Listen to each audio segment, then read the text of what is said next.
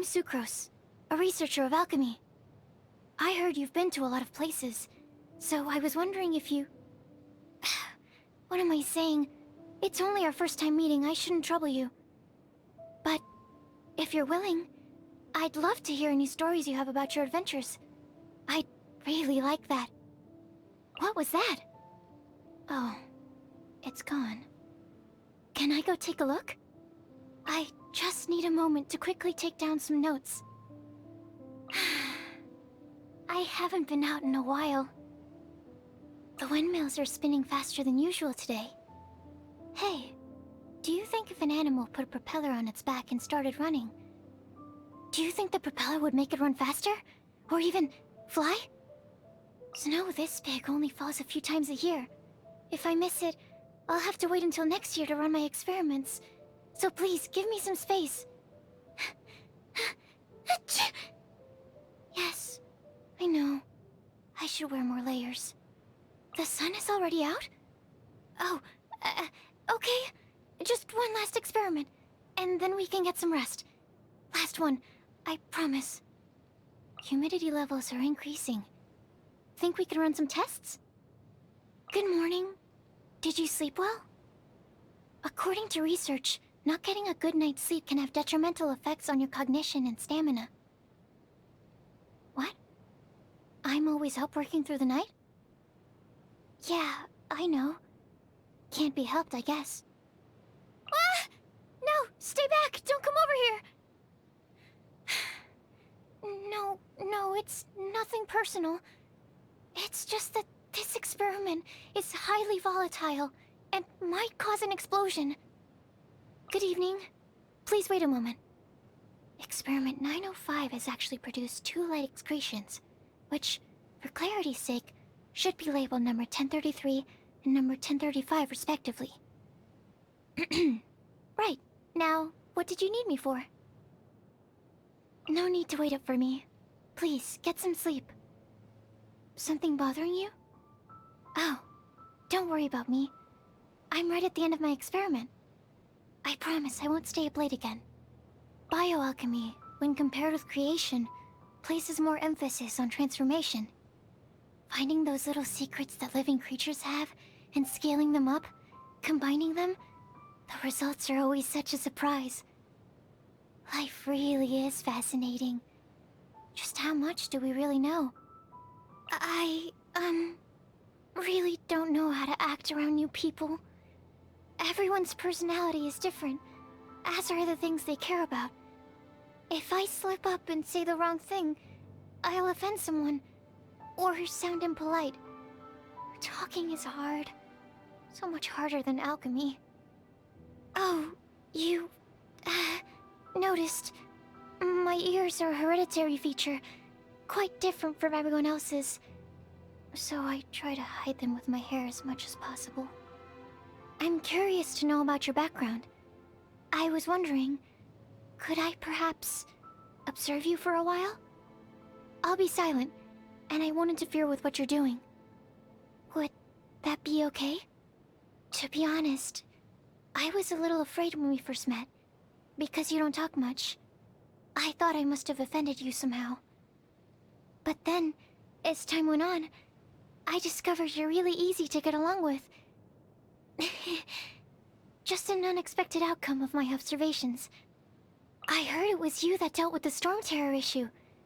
No doubt it was a dangerous fight. It's a good thing you came out unscathed.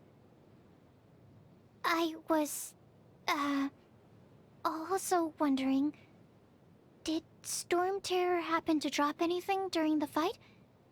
You know, a scale, some skin, even just a little would be fine. There are some tests I'd like to run. My vision is my most important research tool. Why, without it I'd be unable to proceed with most of my elemental research. Combat. Oh. I suppose I use it for that too when I'm out in the field looking for materials. This room is where I keep all the bones I've collected. On the table on the left we have lizards, frogs, and grass carp. To the front we have the bones of a wild boar. And then over there, in the right corner, is a hilly trail...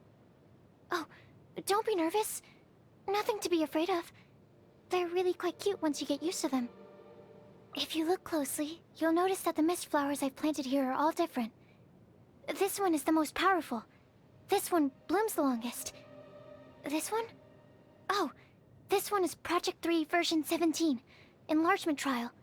Its defining trait is that it's a bit larger. She's a very willing helper. I can't deny that. It's just, she makes me a little anxious is all. One time, she saw 3 boxes of materials stacked just outside my laboratory door, and proceeded to move them inside for me. A nice gesture, but the thing is, I'd only just finished putting them outside. Jean has put her into solitary confinement so many times, but every time she's let out, it's not long before she's back in trouble. Something tells me she hasn't done much introspection. I told her I'd make her a bouncing, dancing Jumpty Dumpty that is also safe, but to date there are still a lot of problems with the design. I don't dare talk to Master Jean that much, because she's so strict. I know she's a good person and all. I know that, I do. But I still find her scary. I don't tend to bother her, and even when I have to, I ask Albedo to go on my behalf. She really seems to know a great deal. She's obviously never seen my research, and yet, on so many occasions, she's given me advice on that which is most core to my studies. Just how does she know? Is it observation? Or is it ratiocination? Oh, I know he likes to joke, and isn't trying to make fun of me, but I often struggle to work out which parts of what he says are the truth, and which parts are jokes. So, whenever he talks to me, the outcome is usually one of 2 things. Morbid embarrassment, or unbearable awkwardness. As his assistant, I learn so much each and every day. What's key is not his existing knowledge, but his talented way of thinking. No matter how complex the task at hand, his way of thinking ensures he gets to the bottom of it, and is able to explain it thoroughly. His methodologies are amazing. To me, it's where alchemy meets art. Talent? Let's hypothesize that he and I were to perform the same research. I'd still spend my whole life playing catch-up. But my studying bioalchemy has nothing to do with evading his line of research. We just happen to have different interests and dreams. Nothing more. I'm curious as to why her doll is called Baron Bunny. It clearly has nothing to do with the rabbit at all. Oh. The headband makes it look like it has rabbit ears, you say? That's heavily reliant on the rabbit stereotype, is it not? Many rabbits' ears are floppy.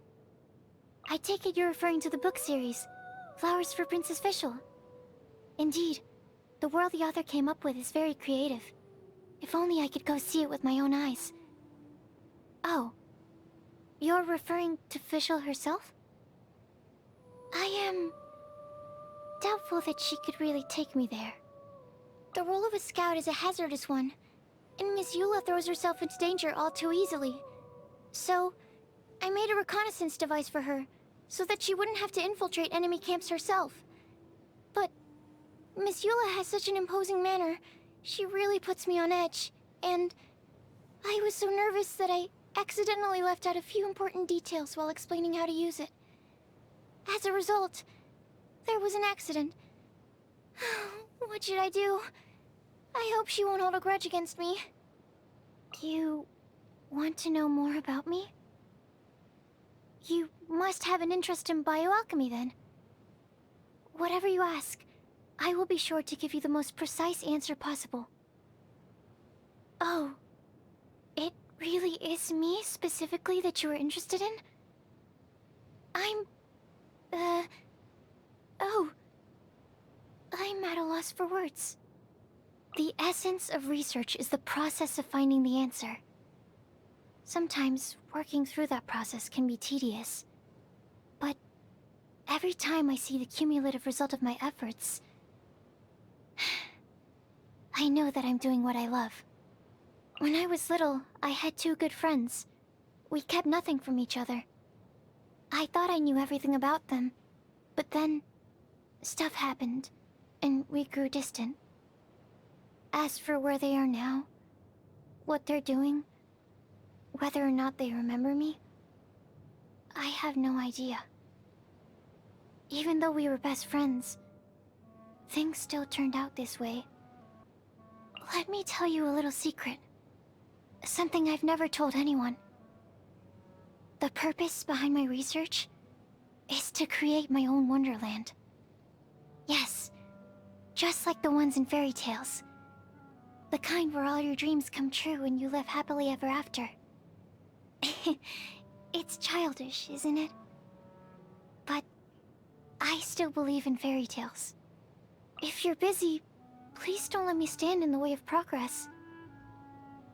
You're not busy? Really? It's fine. I get that you have stuff to do. I'm already quite used to working alone.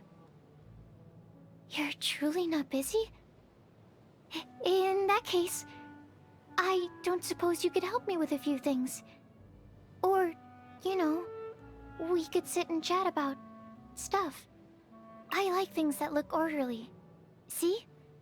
All of my research notes are compiled in notebooks of the exact same thickness. All my potions are lined up according to effect and hue. What? What is this purple potion doing here? Sorry, I need to reassess the order of these potions. I wonder, what is it that you do in your free time? Every time I get a break, I can never find anything to do. I just find myself staring off into space. Time goes by so quickly when I'm experimenting. So how is it that when I'm not doing anything, the days all feel like years? I extract the nectar from sweet flowers to make candy. When I get stuck in a rut, I just pop one in my mouth and my focus returns. Retaining optimal blood sugar levels during research is essential. Once I came to understand more about bioalchemy, I stopped eating mushrooms. You're no doubt aware? Mushrooms grow on that which has died, which in turn makes me think of other such things, and my appetite just disappears. Ugh. So delectable. Time to finish my research now that I feel at my best. I must admit, this tastes a lot better than my healthy meals. Time for me to make some modifications to my diet. Sorry. I have some reservations about this dish. Happy birthday! I've been running experiments for months, and finally I can give you this potion. It will allow you to relive your most beautiful memories of the past year. I call it Biopotion number 3916. Huh? No, not 3196.